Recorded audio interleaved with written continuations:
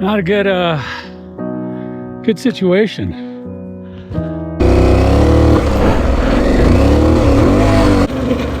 Yeah, my clutch is definitely toasted. All right, first things first, before we get to the clutch cover, drain the oil. And I've already done the bulk of this, just taking this filter off.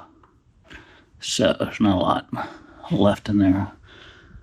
But we'll let that run out. So obviously the crash guard has to come off for this. Drain the oil, and then we can go after replacing the clutch plates in here and taking this whole cover off, along with probably that plastic guard there, to get access to the bolts that surround this. And we'll have to disconnect this hose so that we can pull the whole clutch cover off and then get in there and replace the entire set of clutch plates.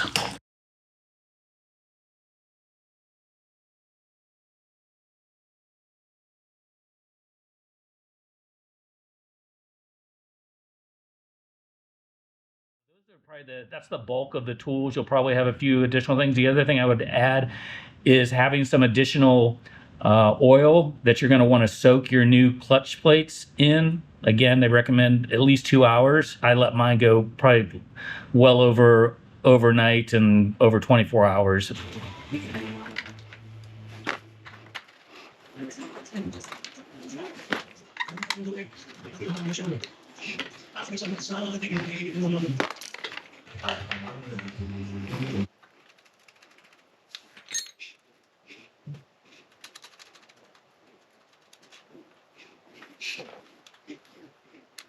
The clutch cable here can be a little bit challenging trying to get this out of this actuator arm without, I didn't want to have to take this apart. I know some guys online take this screw out and pull this actuator arm up, but the way I did this, I loosened the top part, which is basically taking the adjuster nut and turning it clockwise all the way in to give it enough slack.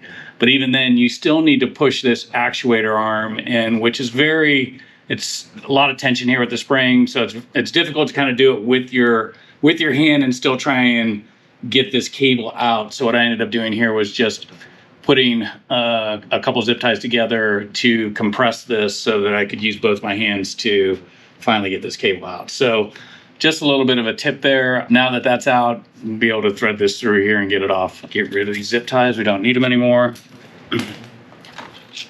And we should be able to just thread this through. The clutch cable is off. So yeah, I really didn't want to have to disassemble this actuator arm.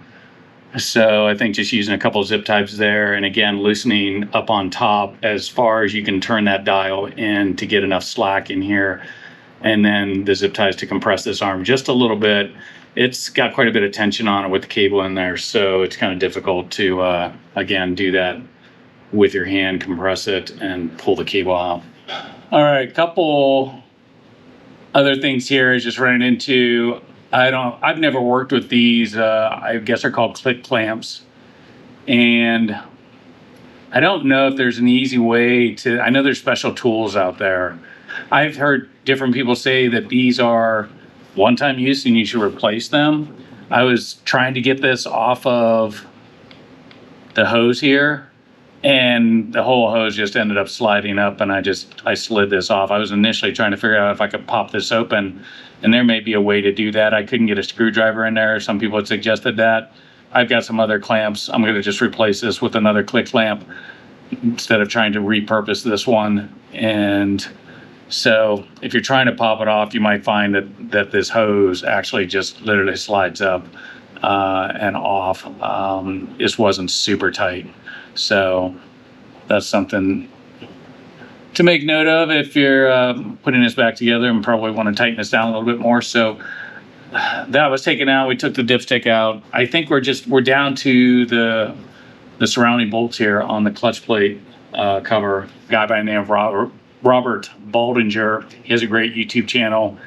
He did it on his Yamaha T7, and I really loved his little idea of basically making a template of this to capture these bolts and to basically put them in their location. So I thought that was pretty brilliant what he did. So go over and give his channel a look. I think you'll find a lot of good information on his channel. Everything from changing and balancing tires to doing things like changing out a clutch pack. I always love watching other people come up with some original ideas, things you'd never really thought of, and that's one of them. Just being able to capture these exact bolts.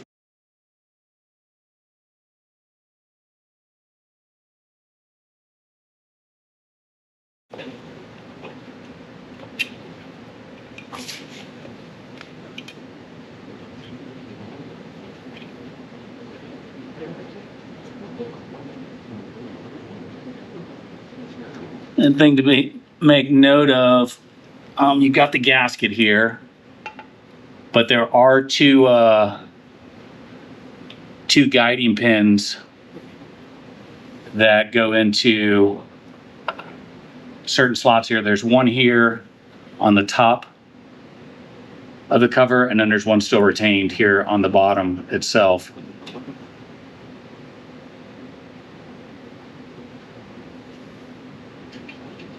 So we're down to the pressure plate. We're removing these 3 bolts and the springs underneath. I did get extra springs. Again, I have no idea the conditions of things. I really kind of worked this clutch hard.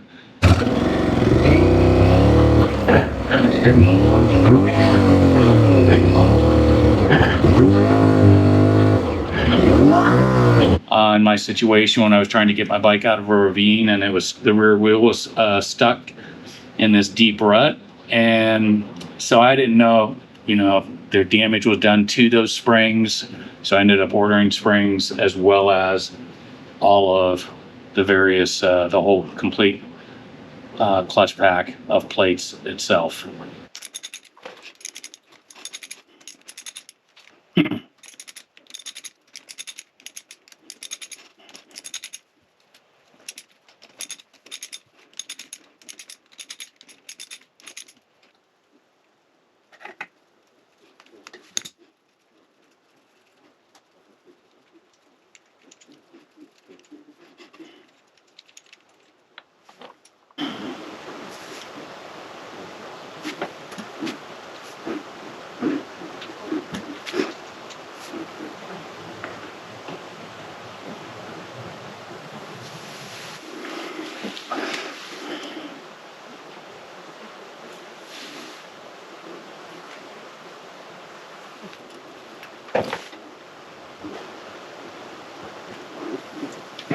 You'll want to take your time removing the old friction and drive plates and pay close attention to the notches on certain tabs and their location in the clutch basket. I marked on the outside of the clutch housing for each friction plate that I removed, such as disc 1, disc 3, disc 5, etc. The alternating drive disc between the friction plates don't have a particular location that you have to worry about. Stack the old disc in the order they came out so you can reference them if needed as you install the new disc. Okay, so a couple notes or tips here, just as I've been kind of working through this. All of the plates are installed. I installed the thrust plate here, and as you can see, this is pretty much right up against last clutch plate that's in there. One of the things that you may need to do to get this to sit in flush is you may have to spin around one of the last, or even the last 2 drive discs that are kind of floating in there. They're not really completely attached to the hub like some of the other ones are that are further back. So, but you may need to rotate those so that the thrust plate here will actually sit all the way down flush and go into the correct grooves there. The other thing that you'll want to look for on this is that the screw posts here are center within this thrust plate. It shouldn't be left or right of the center, so you want to get them center. And then the other thing, I feel like there wasn't There's a little bit of play in here, and I imagine that's just for expansion, heat, temperature changes. So there is a little bit of play of this. It's not completely rigid in there and straight on from what I can tell. And I noticed in a video I was watching for Yamaha T7, the one that Robert Baldinger did, they have a very similar setup on the T7 with the same type of push rod with the notched side on this, which will then eventually go into, which eventually will slide into this area here, driving the whole actuator rod, the two of them. So, and I think that's probably the more tricky part, is getting this on correctly at the end. So we'll get to that here in a moment, but yeah, just a few things. So you want to make sure this is sitting all the way down flush. And again, a little bit of play in this is nothing abnormal, and you want to make sure these posts are centered at this particular point. So our next thing is really to put in our springs, which I did get new springs. In this case here, I measured the old springs. They were anywhere from 47.5 millimeters to like 48 something.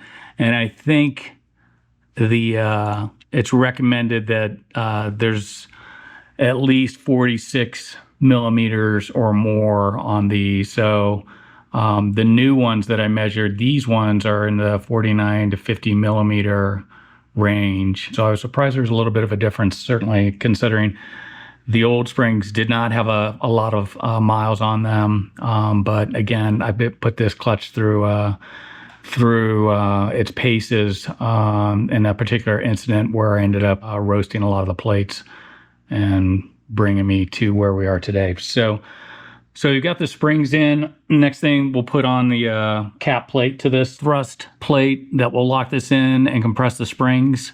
And then we'll torque these down to, I believe it's 10 Newton meters, but you want to verify all this within the service manual itself.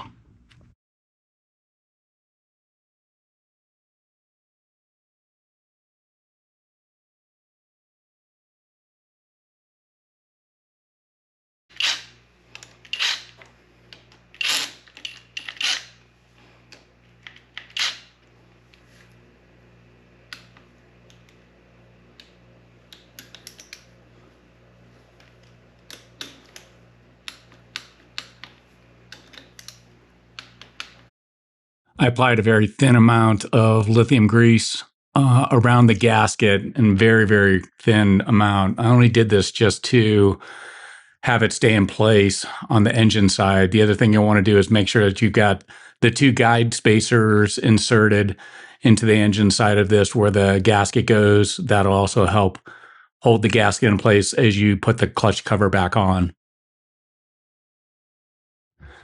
Installing the clutch cover may take a little bit of time and take a few attempts to get the actuator arm and the push rod connected properly internally there, as well as having the actuator arm in the correct position for the cable to attach to it. And you'll feel if you've got the right tension on that actuator arm, like the tension that was there before you when you were disassembling it. So again, just be patient with this part of it. It can take a few different attempts to get the right positioning.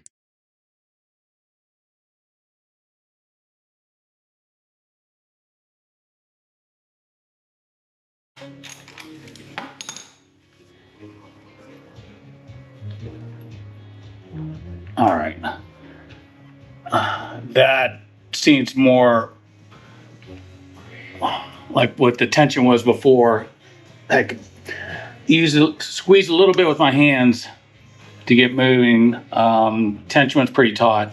A little bit of play here, but that'll probably get the cable through here. That's about where it was positioned before. But you want to feel that. First time I did this, I didn't have that super taut tension like before. I don't think the push rod was lined up correctly with this actuator rod down through here. So it may take a couple times of putting this on and getting those two little gear elements from the push rod and this actuator as they come together in the right position. So we'll get the rest of these bolts around here tightened up, torqued down in a star type pattern, get the cable and then the other hose here, blow by hose for the oil. We'll get that installed as well. All right, case is back on and clutch cable's been adjusted. I adjust it down here as well as up at the lever to get the right amount of play at the lever and just have this at the right tension here. So feels good. Feels like it used to feel as far as tension wise. So I feel pretty good about that. Putting this case back on, probably the most difficult thing, or that it just took me a while to find the right placement of the actuator arm here when this whole thing was off, was putting that on, and it was almost kind of like pointing out in this direction, but sliding it on and getting onto the pressure plate, the push rod in there that it has to line up with and thread onto. That was the most difficult thing, to have this then eventually end up not only connected there, but in the right position and being able to feel the pressure when you actually pull on the lever. A few times I installed this and at the lever there was nothing there, so it was clearly not engaged with the push rod in there. So that took a few times before I finally got the right alignment, so you might have to play with that a little bit. And then after that it was really just tightening down plate. The one other thing I did put a new click, as they call it, click clamp on here. A lot of guys are saying they're single use, which I think that's the case with these. I couldn't figure out a way to get the other one off without damaging it. So I ended up picking up a tool on Amazon. I think it's $13 maybe. There's ones that by other brands that are $70, but this did just fine as far as being able to clip on one of these clamps. So I also got a little box of those clamps as well for the future. The other thing I would mention is make sure you download the manual. It's the engine service manual that is on AF1 Racing website. Other sites may sell it as well, but again, it's like I think like $19 US, and you can download it in PDF form. You'll not only get all the alignment, the way the disc should be stacked, all the drive disc and the clutch plates with the friction pads on them. You'll get the direction as far as being able to stack these in the order that they should be in, which is also in the directions, but you'll also get all the torque settings, which there's only a couple in here that you have to worry about for the main case itself and for the pressure plate that holds the push rod and the entire thrust plate in place. So those are the two that you really need. It's good to read through this and it'll give you just a good overview before you start to tackle this job. And overall, it didn't seem too bad. I got a little frustrated with trying to put this on because this took a little bit of time to getting this just lined up perfectly. But again, just take your time, work through this, and you eventually get the right or correct alignment for this. So at this point, it's really just buttoning up some of these pieces here and getting this to the point I need to add in some fresh oil and then go take this for a test ride tomorrow, make sure everything is working okay. So if not, then I'll make another video of my failure, okay? All right, that's it for this one.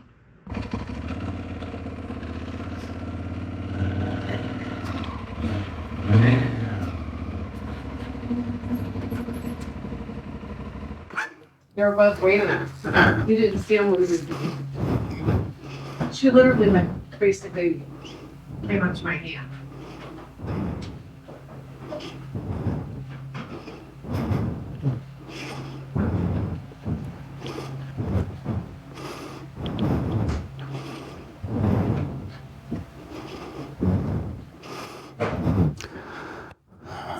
Well, How's it feel? think it's fixed.